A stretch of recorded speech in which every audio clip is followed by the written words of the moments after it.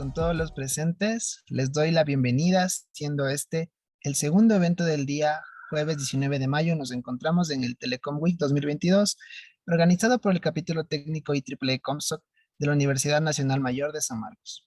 Mi nombre es Dani Simbaña y en esta ocasión tengo el honor de ser el moderador de esta conferencia virtual. A continuación les daré a conocer la dinámica que manejaremos en esta sesión. Como primer punto, se silenciará el micrófono de todos y cada uno de los presentes para evitar cualquier interferencia o ruido durante el tiempo de la ponencia.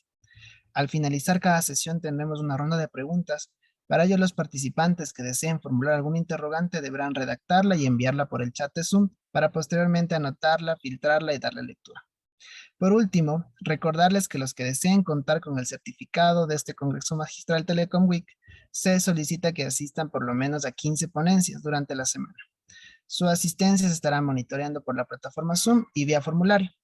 Dicho esto, es un honor para mí saludar a nuestro ponente, el máster Alessandro Morales, quien cuenta con título universitario, ingeniero electrónico especializado en telecomunicaciones de la Universidad Nacional del Callao en Perú, máster en Internet de las Cosas en la Universidad de Salamanca en España. Dentro de su experiencia cuenta con una gran trayectoria en el Instituto Geofísico de Perú, donde desde el 2015 se desempeñó como asistente de investigación y desarrollo, hasta el 2018 donde asumió un cargo de ingeniero de proyectos. En el 2019 se destacó en el área de análisis de la dirección científica y para el 2020 hasta principios del presente año ejerció como consultor en la misma área. Asimismo podemos destacar su trabajo dentro de Convergia Perú S.A., donde actualmente ocupa el cargo de arquitecto de soluciones IoT regional. Dentro de los cursos realizados por el máster podemos destacar Routing CCNA en el Instituto Nacional de Investigación y Capacitación de Telecomunicaciones en la UNI, estudios en comunicaciones móviles 4G LTE en la Universidad Nacional de Ingeniería, Internet de las Cosas en Cisco y curso de extensión internacional Smart Cities en el Centro Universitario FACEN en Brasil. Dentro de sus exposiciones también podemos destacar su participación en el 13º Simposio Virtual de Telecomunicaciones Villatel acerca de radar meteorológico IoT. Su exposición de proyecto Monitoreo de volcanes usando vehículos aéreos no tripulados en la Feria Perú Conciencia, organizado por Concitec.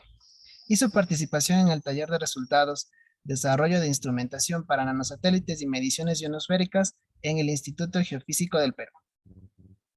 El día de hoy nos honrará con la conferencia titulada Monitoreo de calidad ambiental usando IoT. Sin más, le cedemos la palabra al máster Alessandro Morales para que pueda dar inicio a su gran ponencia. Adelante. Muchas gracias, Dani. ¿Me copias? ¿Sí me escuchan bien?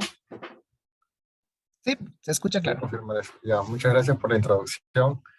Está un poco larga, pero está bien, gracias por la introducción. A ver, el título de mi ponencia es Monitoreo ambiental usando Internet de las Cosas. Como bien dijeron, mi nombre es Alessandro Morales y actualmente me desempeño como arquitecto de soluciones IoT de la empresa Convergia. Vamos a la siguiente. Aquí, bueno, pueden observar la agenda del día de hoy. Vamos a comenzar definiendo en líneas generales qué es el monitoreo ambiental, para aquellos que aún no hayan tenido conocimiento del tema. Vamos a comentar un poco también de la problemática, es decir, cómo está afectando actualmente la contaminación del aire.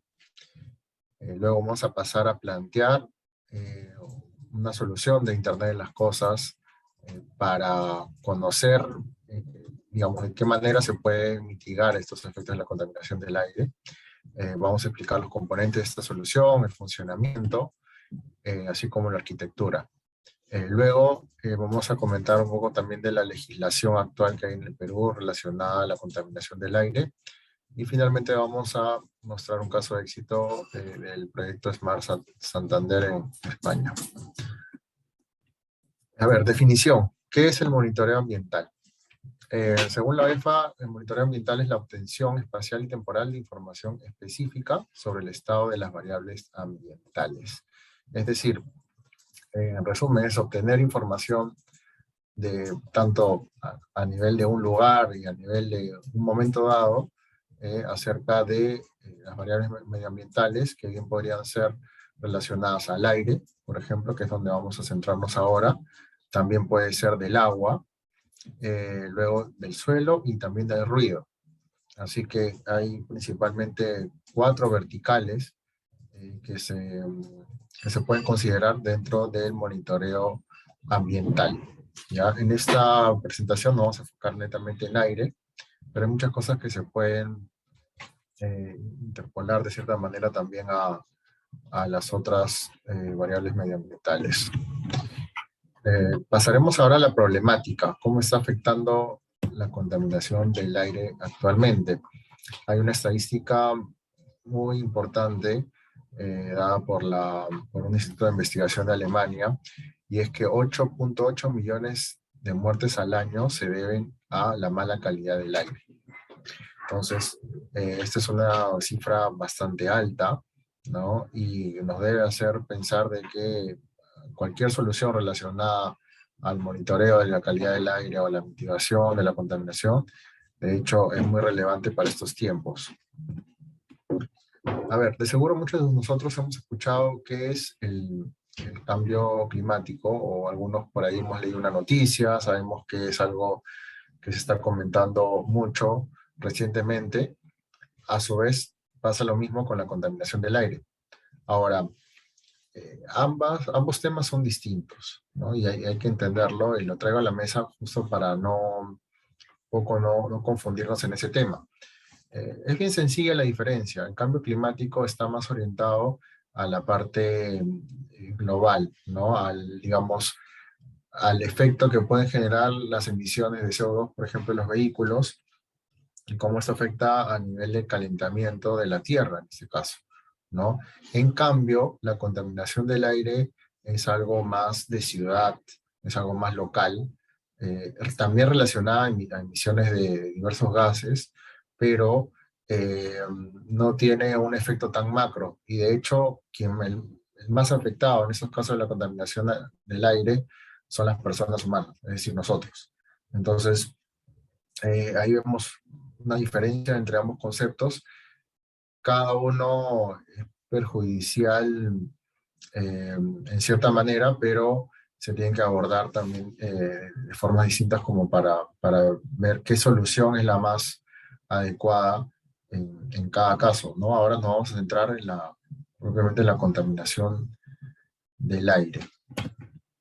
¿Cuáles son las fuentes principales de contaminación? Esto quizá ya muchos lo sabemos, está bien didáctico aquí el diagrama, ¿no? Hay contaminación mediante polvo, mediante prácticas agrícolas que no son las adecuadas, el uso de fertilizantes que no están certificados, etc. Obviamente el transporte, que es uno de las fuentes más extensivas de contaminación, ¿no? Por los gases que se emiten. Ya no es tanto como antes, pero de alguna manera todavía eso continúa. Se está cambiando por el uso de carros eléctricos, quizás algunos han escuchado, pero aún así hay mucho parque automotor que todavía emite gases contaminantes que afectan la salud. Luego está la parte doméstica, ¿no? Hay muchas personas que aún por escasez de recursos o eh, por otras razones, al momento de cocer los alimentos, ¿no? Generar cocción de su comida, también usa un tipo de materias primas que no son las adecuadas y emiten gases contaminantes. Lo mismo con los desechos, ¿no? Estamos hablando de baterías o propio también de la quema de desechos que lamentablemente aún se sigue practicando en el país. Ahora, los contaminantes del aire se pueden dividir en 3 tipos. En este caso tenemos contaminantes criterio. Estos son los más perjudiciales y por lo tanto están normados. ¿Qué quiere decir esto? Que eh, los organismos o organizaciones de cada país, ¿no? En este caso sería OEFA, ¿no? En el caso de Perú, también cada país tiene un organismo que se dedica a evaluar los temas de la contaminación ambiental, norman, es decir, ponen legislaciones en las cuales se establecen los límites máximos permisibles y algunas recomendaciones para hacer la medición de la contaminación. Entonces, estos son los contaminantes más más perjudiciales para la salud y por lo tanto tienen que estar normados en cada país. Algunos de ellos son los que vemos aquí, como el dióxido de sulfuro, también el monóxido de carbono, entre otros, ¿no? Los que están basados en nitrógeno también. Eh, También los hay contaminantes tóxicos, ¿no? Que si bien se encuentran en concentraciones bajas, como puede ser el plomo, ¿no? De hecho, eh, en muchos casos están normados, pero al estar en concentraciones bajas ya no se requiere un monitoreo tan exhaustivo de estos contaminantes. Y también los hay de materia biológica, ¿no? Contaminantes biológicos, es decir, basados en material vivo, puede ser el polen, que hay que son eliminados por las plantas, etcétera. Entonces, estamos hablando de que hay mucha vegetación que elimina, expulsa ese tipo de contaminantes y en muchos casos no son perjudiciales para la salud. Aquí vamos a ver ya en detalle algunas fuentes de cada contaminante. Es decir, por ejemplo, el monóxido de carbono se genera en muchos casos por la industria, ¿no? También por la quema de combustibles y carbón, que serían fuentes, se puede decir, de actividades productivas, en cierta manera, ¿no? Al menos en la industria.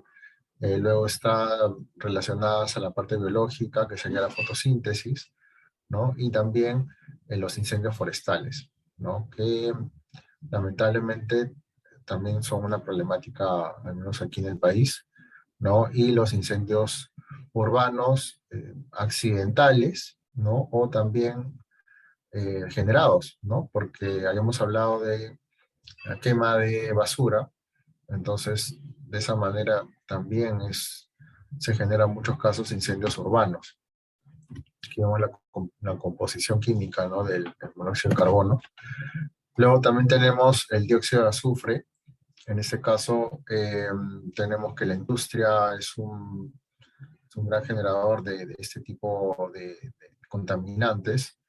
De hecho, yo trabajaba en un lugar fuera de Lima, que quedaba al costado de una refinería, y obligatoriamente teníamos que tener un medidor de dióxido de azufre, porque esta empresa, eh, por sus propias actividades realizadas a nivel industrial, emitía este tipo de contaminantes. Y de hecho hay una reglamentación para establecer el límite, ¿no? De los cuales estos contaminantes pueden emitirse, ¿no?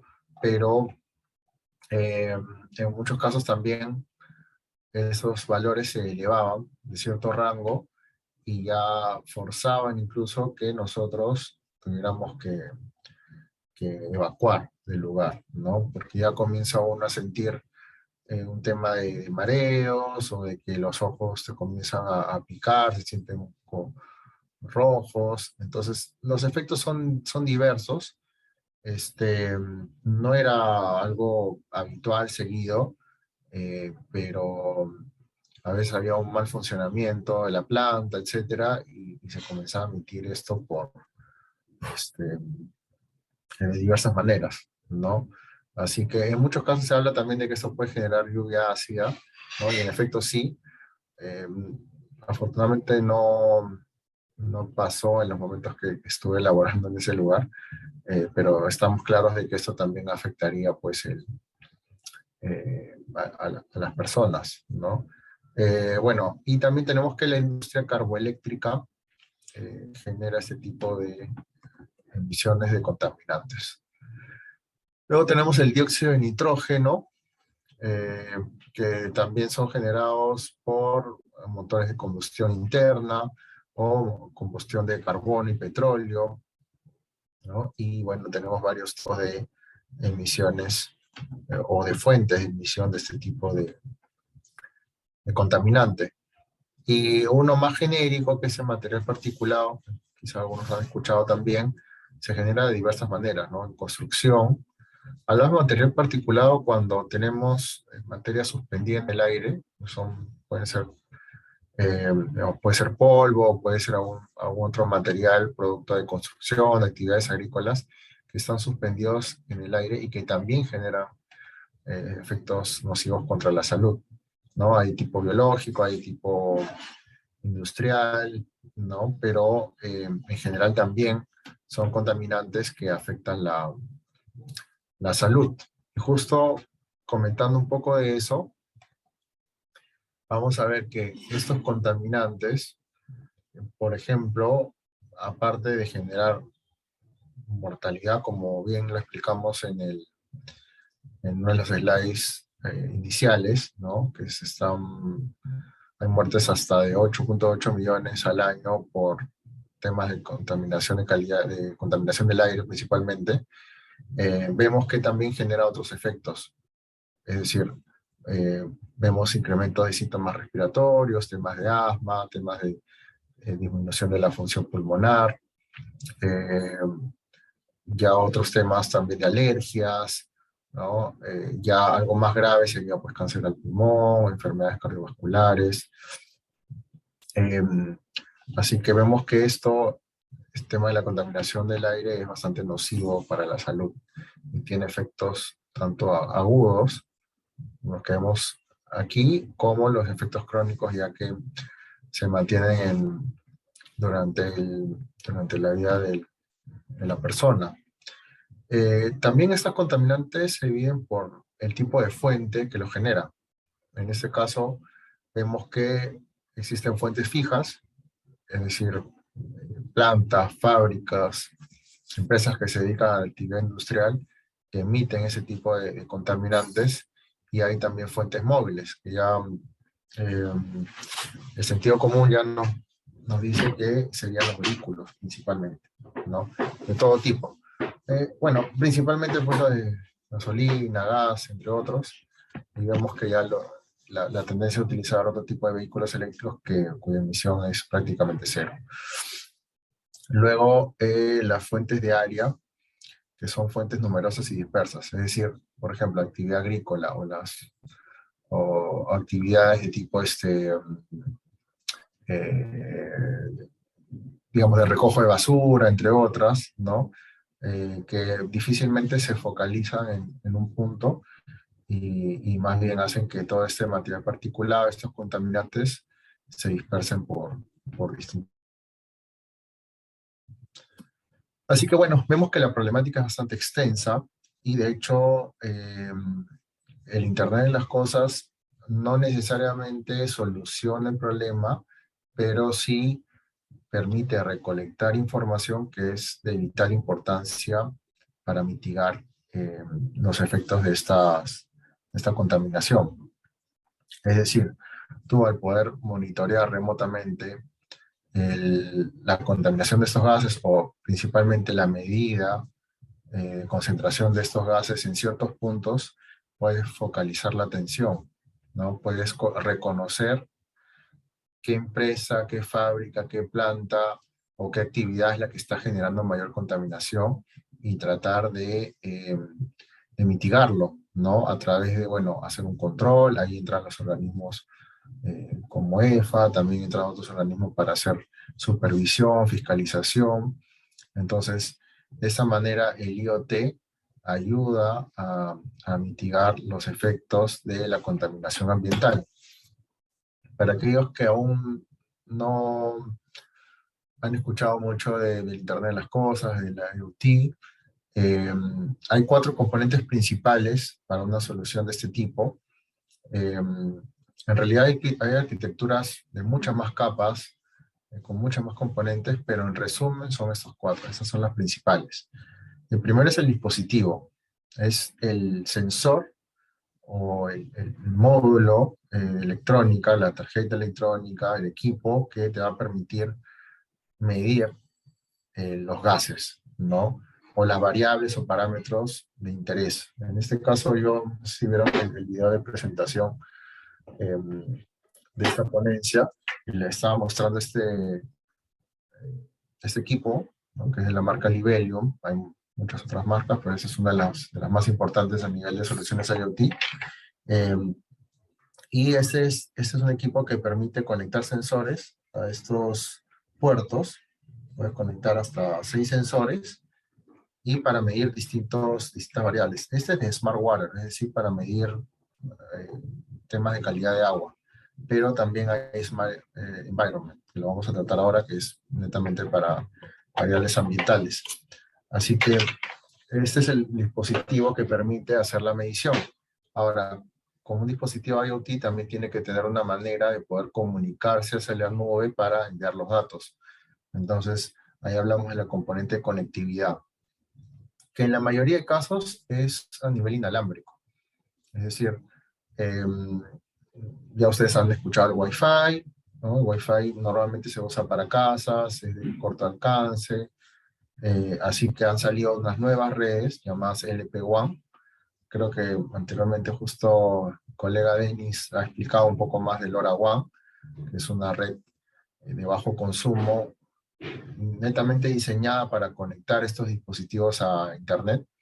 Así que justo Ibelin también trabaja con esa conectividad, además de otras, 4G, Bluetooth, Sigfox, entre otras, dependiendo el escenario, dependiendo de dónde se vaya a conectar. Así que también hay la opción de conectarlo por red móvil. Una vez que el dispositivo ya está conectado a una red, así como lo hace tu celular, ya puedes enviar los datos a una plataforma que en la mayoría de casos está en la nube, ¿no? Que son servidores que recepcionan esta data y almacenan esta información. Asimismo, se generan otras capas dentro de la plataforma, que es la gestión de dispositivos, para saber cuándo el dispositivo está conectado, qué protocolo está usando, poder filtrarlos, etcétera, para saber su ubicación. Ahora, eh, sobre esta capa, sobre esta componente está la aplicación, que es el software, normalmente un software web, que permite visualizar los datos. Ahí se pueden generar dashboards, widgets, con toda la información que se está enviando a la nube. Esto se guía mucho en el caso de uso, es decir, en muchos casos los dashboards, perdón, los widgets que tú creas en esta plataforma te permiten visualizar de mejor manera estos parámetros, ¿no? Por ejemplo, el tema de nivel de agua, tú puedes poner un gráfico en el cual ves los porcentajes en los cuales está el nivel de un tanque, ¿no? O también en el caso de contaminación, pues ves gráficos de barra, diversos tipos de gráficos en los cuales puedes ver la información de la contaminación ambiental.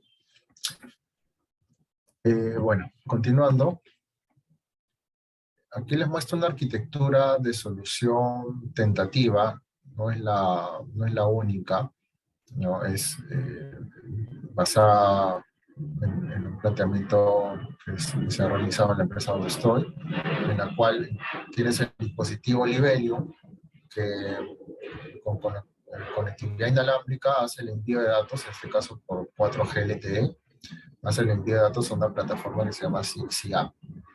Hay otras plataformas, sí, hay algunas muy buenas, DataCake, UbiDots, ThinkSpeak, hay muchas en el mercado. La mayoría tiene un costo, también hay algunas que tienen una capa gratuita, pero hay una infinidad de plataformas que te permiten recopilar datos. Así que ahí hay algo muy interesante como para que investiguen. Quizá acá lo más costoso sea el hardware, al menos Libelium sí se puede decir costoso, al menos para si alguien quiere comenzar a hacer un piloto o probar, lo puede ser. Ya para despliegues importantes es una solución costo efectiva, es decir, los sensores son de muy buena calidad, pero definitivamente hay mucho hardware que se puede usar. ¿No? Está la marca Dragin, está la marca SID, y hay muchas otras que se pueden utilizar como hardware para poder hacer la medición de los parámetros ambientales. Claro está, como un hardware de conectividad con conectividad 4G requiere una SIM card, ¿no? Esto es algo que, por ejemplo, para LoRaWAN no es necesario, ¿no? Solo requieres pues una ID que viene el dispositivo y con eso te conectas a un network server y listo. ¿no? Pero en este caso sí requieres la SIM card con un plan de datos que puede oscilar incluso hasta los 10 megas, ya que 10 megabytes de información que puedes enviar, porque como son pequeños datos que te envías de variables puntuales, el consumo es mínimo, no se va a comparar con un celular que ya hoy por hoy hay hasta planes ilimitados. Entonces requieres una SIM card con muy poco consumo de datos eh, y dependiendo obviamente del intervalo de envío, ¿no? Si vas a enviar, por ejemplo, cada hora o dos lecturas al día, ahí vas a tener que dimensionar el plan de datos que requieres en la SIM card. Finalmente tienes una aplicación web en la cual puedas visualizar los datos. Y bueno, aquí vemos un panel solar, ya que estos dispositivos por lo general funcionan a baterías, pero también en muchos casos requieren un panel para poder estar haciendo la recarga de baterías. Si comparamos un poco consumo de 4G con LoRaWAN o alguna otra, 4G normalmente consume más, ¿no? Ya están saliendo otras redes LP WAN de mucho menor consumo, así que eso es algo muy importante a considerar, ya que la mayoría de estos dispositivos IoT, como van en campo, en zonas alejadas, remotas, donde no necesariamente hay una conexión eléctrica, es mejor pensar que esto va a estar funcionando a batería y por un buen tiempo de manera autónoma. No, que no requiera que vaya un personal a recargarlo y que dure meses o hasta años, se puede decir, de manera autónoma sin requerir de algún tipo de eh, conexión eléctrica, ¿no? O recarga. Ahora, ¿qué parámetros se pueden medir con este dispositivo? ¿No? Por ejemplo, con Smart Environment Delivery se puede medir lo básico, que es temperatura, humedad y presión, ¿no? Parámetros ambientales, pero también se puede medir monóxido de carbono, dióxido de carbono, oxígeno, ozono, óxido nítrico, dióxido de sulfuro, amoníaco, metano, gases combustibles y material particulado, slash polvo, ¿no?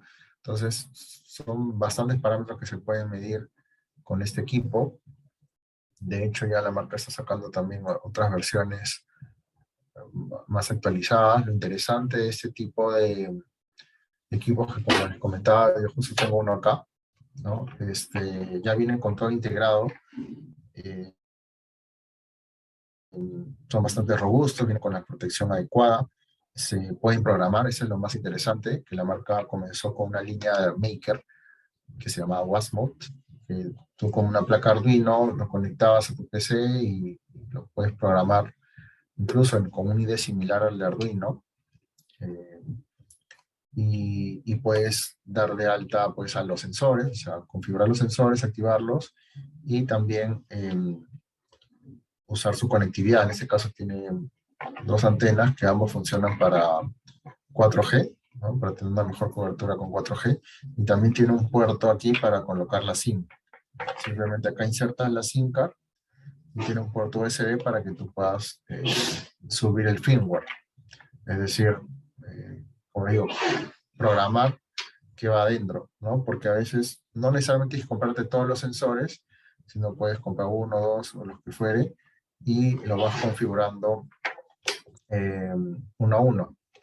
Así que es un hardware muy interesante, muy modular, porque también puedes cambiar los módulos de comunicaciones, dependiendo de lo que se requiera, y, y tiene una gama, como ven, extensa de parámetros que se pueden monitorear.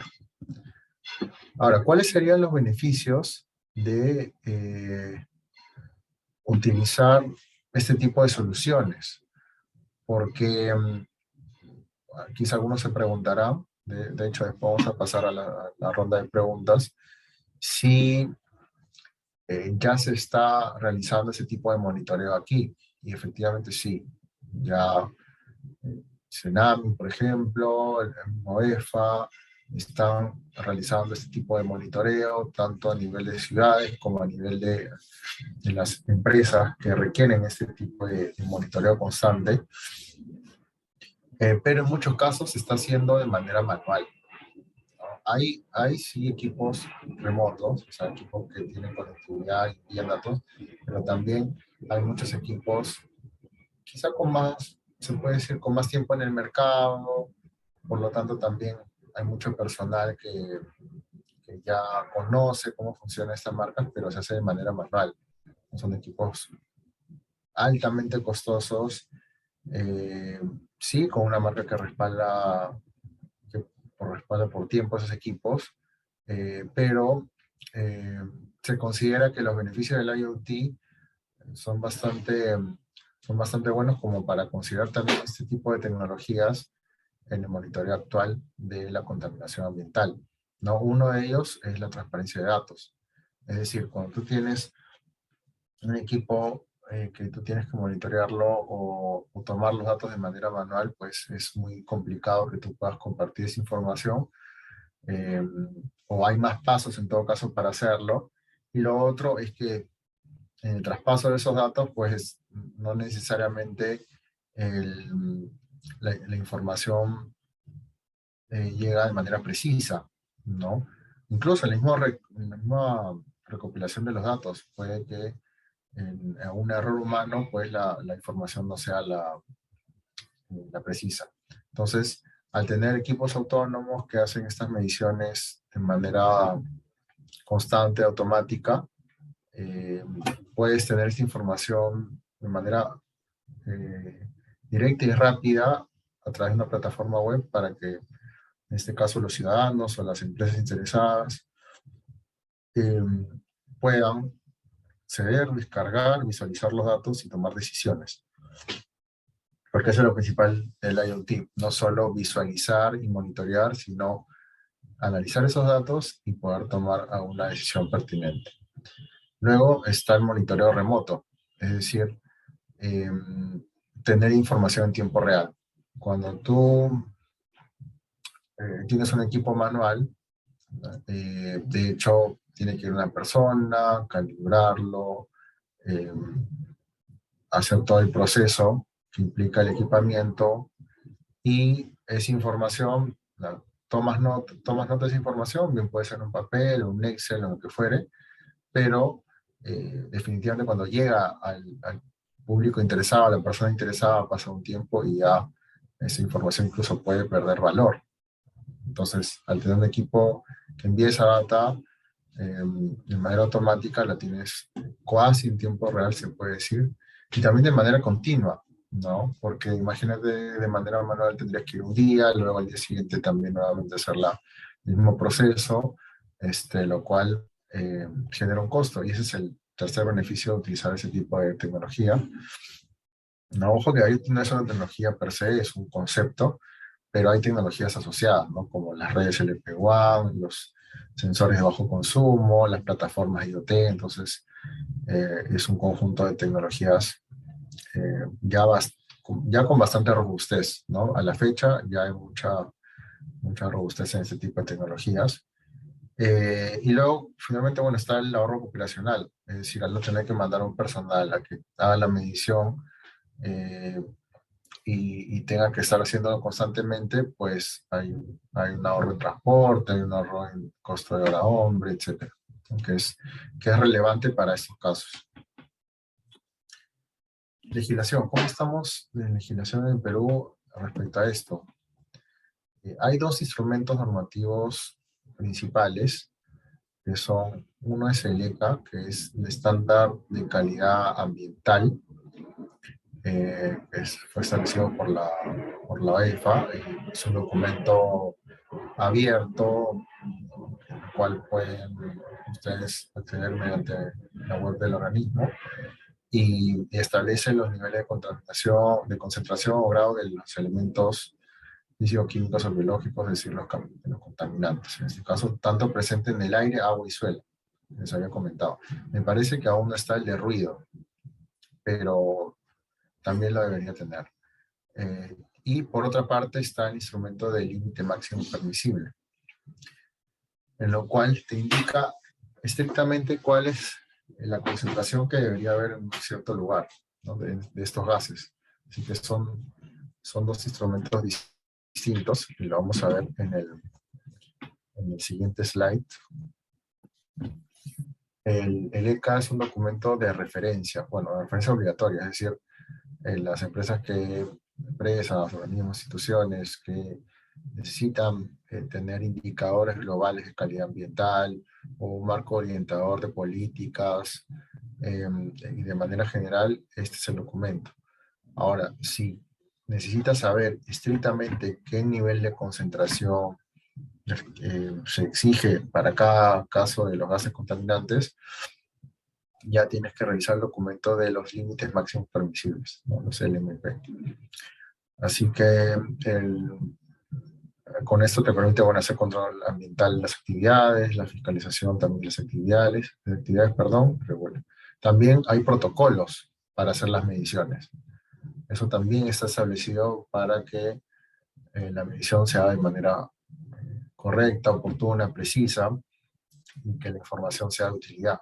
¿No? Estamos claros en que si la información o los datos no se recopilan siguiendo esos protocolos, no podría existir no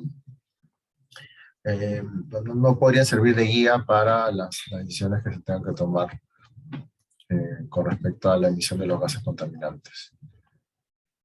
Luego está el ECA para el aire. Acá podemos ver, por ejemplo, algunos límites o algunos valores recomendados para cada parámetro, ¿no? Está para el material particulado PM10, ¿no? Lo que indica acá el PM10 y el PM2.5 es el diámetro de la partícula, ¿no? En este caso, hablamos de 2.5 y 10 es una partícula mucho mayor.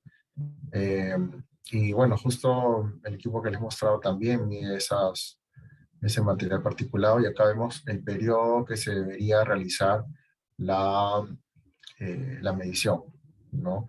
Cada cuánto tiempo, cada 24 horas, anual, ese es como mínimo. Está claro que puedes realizar una medición más exhaustiva por horas, pero hablamos de que también se sabe que muchos parámetros no cambian tan rápido.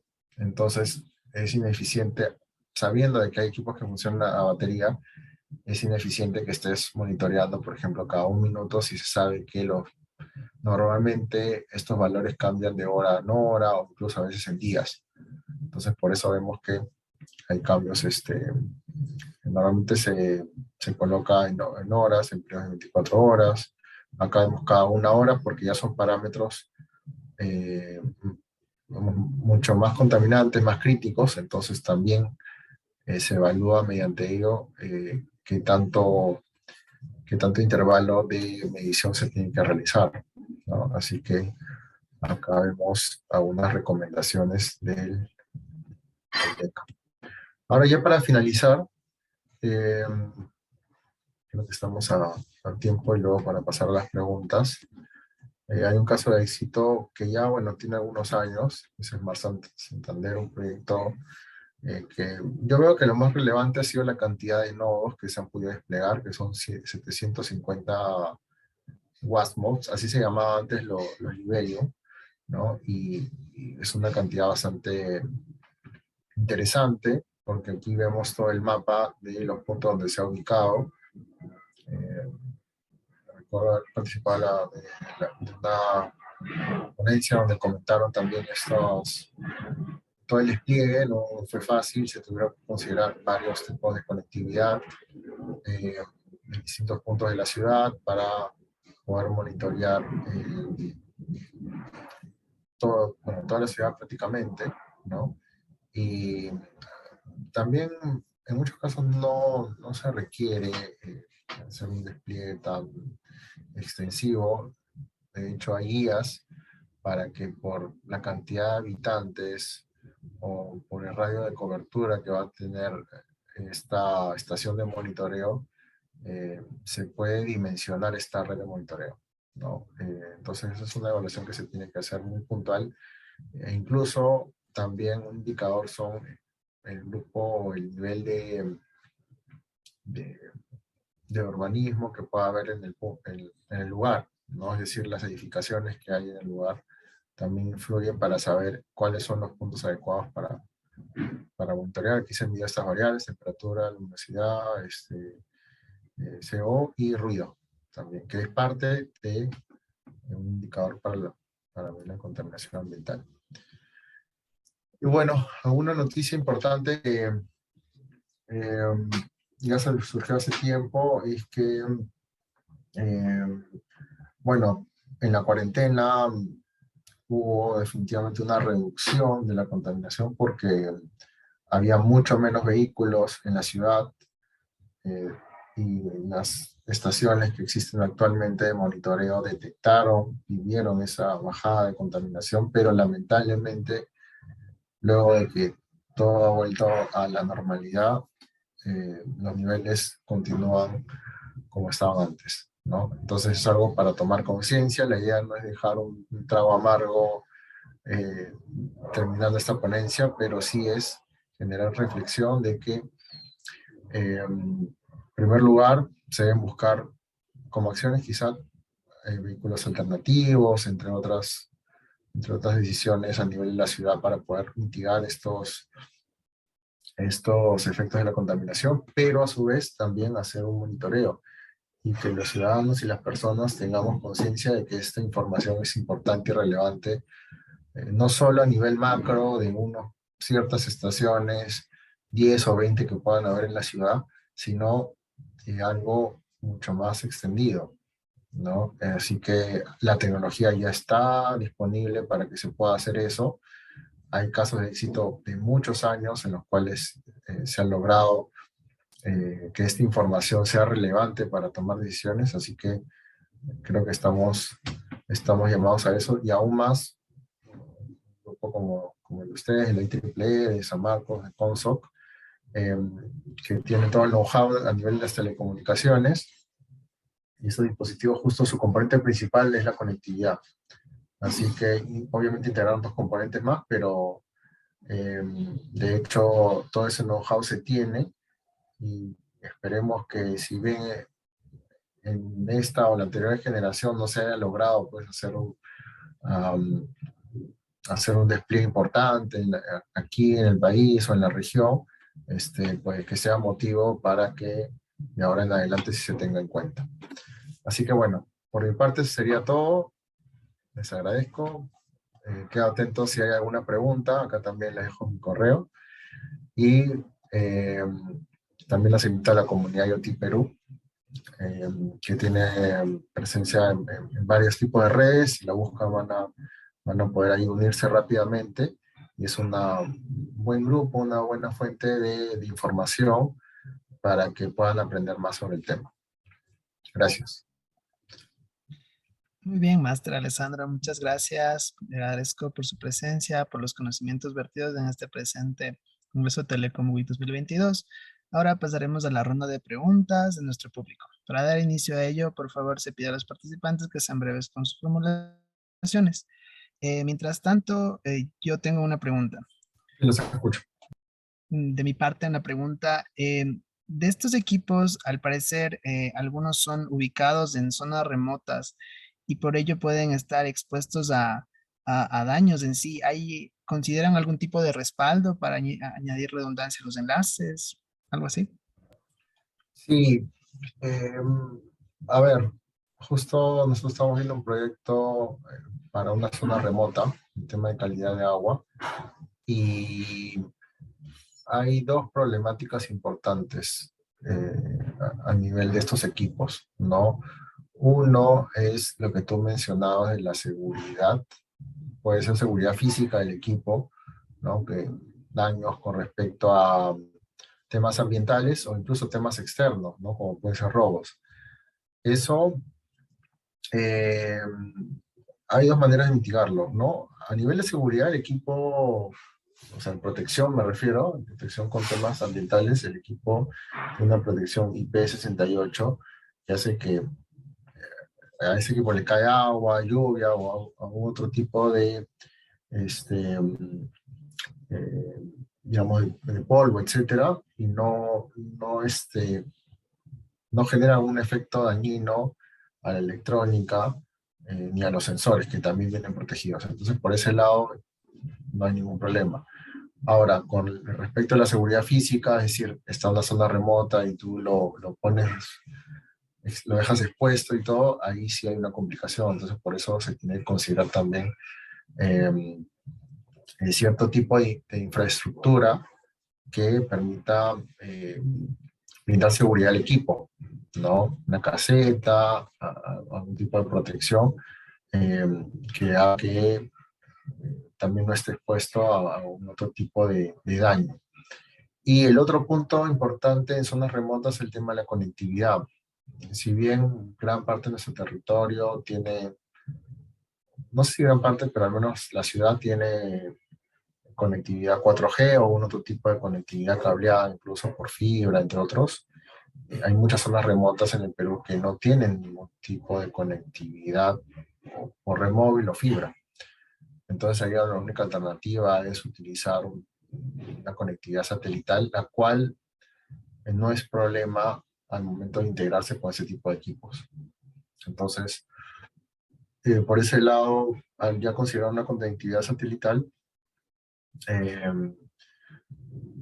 digamos, ya puedes instalar, prácticamente puedes instalarlo en cualquier parte del país, ¿no? Y lo único que se tiene que ver bien ahí es el tema del consumo energético. Estamos de acuerdo que estos equipos satelitales no necesariamente son de bajo consumo. Entonces requiere de un sistema fotovoltaico, algún tipo de fuente de energía de ese tipo para poder alimentar más que nada el móvil satelital, ya que sabemos que estos equipos de IoT normalmente traen sus baterías y también pueden ser alimentados con paneles. Listo, muchas gracias, Master. Aquí tenemos otra pregunta de Nicole que nos dice, ¿qué curso nos recomienda para introducirnos a este mundo del IoT? Interesante, justo les comentaba por ese tema de la comunidad IoT, porque nosotros tenemos un canal en YouTube donde lanzamos un programa de sesiones introductorias del IoT, así que si te interesa lo puedes chequear desde ahí. Eh, y lo otro ya te recomiendo eh, comprarte quizá una plaquita, dependiendo qué enfoque le quieras dar, porque el IoT tiene una base muy maker, muy de desarrollo, en que tú te puedes comprar una plaquita que es un SP32 o un no MCU, que los puedes conseguir localmente o importarlas. Son de bajo costo, te pueden costar $10, $20. Tienen conectividad Wi-Fi y los puedes programar fácilmente y conectar a una plataforma IoT, ¿no? Justo ahí en esos videos explicamos un poco de ello. Ahorita hay vasta información con respecto al tema de IoT. Quizá esa sea la complicación de muchos, que hay tanta información que a veces es difícil por dónde comenzar, pero ese es un buen punto. En realidad, eh, por mi parte al menos, la mayoría de cosas que aprendí fue de manera autodidacta, eh, porque en la universidad, al menos cuando llegué a la carrera electrónica, digamos, explican los conceptos, pero no andamos mucho en el tema de IoT. Luego, ya muchos quizás ya han escuchado el tema y algunas universidades lo están adoptando, pero, pero es algo que yo creo que en mucho, o sea, mucho parte del interés personal propio que puedas tener en el tema, ¿no? Y comenzar a investigar. La comunidad es un buen punto de inicio, así que si tienen dudas y todo, por ahí les podemos pasar también contenido, cursos, repositorios o algo que puedan ser de interés para que vayan avanzando poco a poco. Muchas gracias. También tenemos aquí una pregunta de Vicente Cayallí que nos dice, ¿cómo evitan los dispositivos de IoT para no caer en una botnet? ¿Es a través de un honeypot? Wow, es bien específica esa pregunta. Eh, Quisiera generalizarlo en el tema de la seguridad de estos equipos. Eh, lo primero que debes buscar es que usen protocolos seguros, ¿no? Normalmente el protocolo que se maneja de comunicación hacia la nube es o bien HTTP o bien MQTT. Ambos tienen su modo inseguro, ¿no? Es como cuando tú entras a una web y te sale arribita, ¿no? Estás entrando a una web insegura, no tiene certificado. Tal cual, los dispositivos también, es como un usuario que se conecta a un servidor, a una nube. Entonces, si tú consideras una comunicación insegura en ese trayecto, es muy probable que pueda estar vulnerable tu equipo. Entonces, lo primero, considerar una conexión segura tanto por si es HTTP, que sería HTTPS, ¿no? Que considera bien TLS o bien SSL, y en el caso de MQTT también, ¿no? Que lo cambias es el puerto, ¿no? Cambias el puerto y ya tienes un modo de comunicación seguro. Luego, idealmente, la comunicación tiene que ser segura en toda la cadena. Yo me he enfocado ahorita en algo principal, que es en el protocolo, pero la comunicación tiene que ser segura en toda la cadena. Hay equipos que o bien tienen criptochips, ¿no? O bien o bien soportan como tal encriptación. En este caso puede ser AES de 128 o 256 bits, y encriptan la data desde que sale el dispositivo, ¿no? Entonces es un nivel aún mayor de encriptación.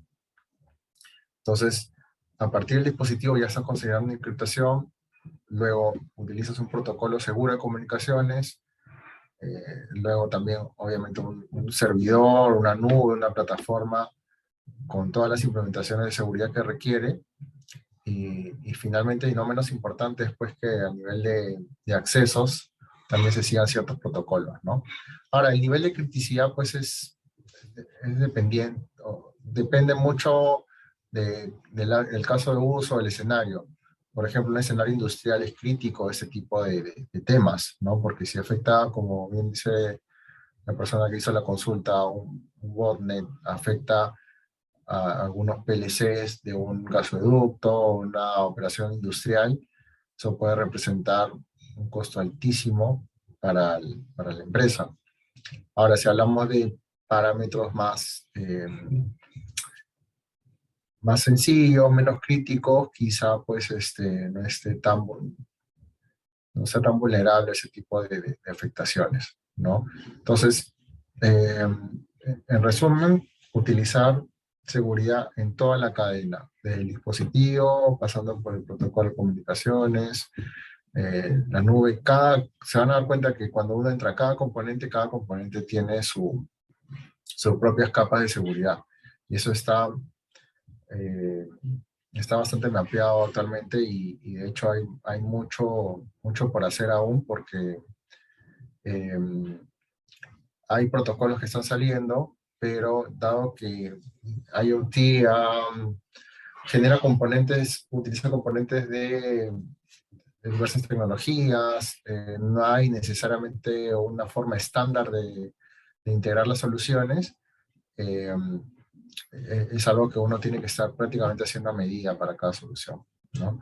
Así que, bueno, considerar esa capa de seguridad a toda la cadena de la solución IoT. Esa sería la respuesta. Gracias, Master. Una última pregunta tenemos aquí de Diego Sinche, que nos dice, ¿la información recibida por los sensores se almacena en una nube? ¿Qué servicio de cloud recomienda usar para poder trabajar en tiempo real con una aplicación IoT? Vale, buena pregunta. A ver, hay, hay que diferenciar lo que es una plataforma en la nube y lo que ya es un software as a service. Es decir, por ejemplo, AWS, ¿no? AWS, Azure, Google, IBM, tienen plataformas IoT, que básicamente es un servicio que brindan ellos en la nube, que permite que tú puedas crear dispositivos, gestionarlos, también interconectarlos con otros servicios adicionales. Y tú tienes que hacer el desarrollo, por ejemplo, del front-end, a veces del back-end también, y para poder visualizar los datos ya en una plataforma web o en un dashboard final. Entonces, eso yo lo recomiendo para algunos que tengan cierto conocimiento en arquitectura de software o arquitectura de soluciones o programación, ¿no? Aunque muchos ya lo tienen, muchas de esas configuraciones se hacen de manera manual, es decir, de manera gráfica, pero aún así requieren un cierto know-how para hacer la integración. Ahora, lo que yo recomiendo para alguien que eh, quiere tener una solución más rápida, un piloto en menos tiempo, que no tiene tantos skills necesariamente de programación, hay plataformas, se puede decir low code, ¿no? En resumen, de bajo código, así que no usa mucho código para la programación, y prácticamente tú haces que el dispositivo apunte a esa plataforma, ¿no? Pones la URL, el puerto y algunos datos más de la plataforma, y ya tú tienes un dashboard que en muchos casos hay plataformas que hasta te crean el dashboard, ¿no? Que ya el dato se envía y automáticamente la plataforma recepciona todos los datos, el ID del dispositivo, entre otros, y ya te muestra toda la información de manera rápida, entonces tú no tienes que meterte tanto al desarrollo del backend, del frontend, entre otras cosas, ¿no? Así que en esos casos ya no hablamos necesariamente de AWS o Azure o IBM, sino hablamos, por ejemplo, de plataformas como Ubidots, Datacake, Scripter, es otra. Entonces, en fin, Speak, ¿cuál hay otra más? Things.io, o sea, hay varias plataformas que ya están siguiendo esa... Se le dice plataformas, pero en realidad serían software as a service, ¿no? Que permite visualizar la información de manera más rápida, ¿no? Así que ahí tienes dos opciones, dos caminos a seguir dependiendo de, ya de tus skills o eh, tu ruta de aprendizaje que quieras seguir, entre otros, ¿no? Muy bien. Se agradece a todos por su participación activa y de manera especial al máster Alessandro Morales. Agradecemos mucho por su presencia, su participación en esta gran ponencia.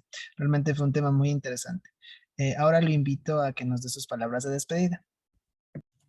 Ah, bueno, sí, agradecerles por la invitación. De hecho, a mí me motiva mucho cuando hay esas oportunidades de compartir el conocimiento y de que haya también excelentes preguntas como las que han dado. Eh, Ahí he pasado también mi correo, o me pueden buscar, escribir por LinkedIn si tienen alguna duda, pueden irse a la comunidad.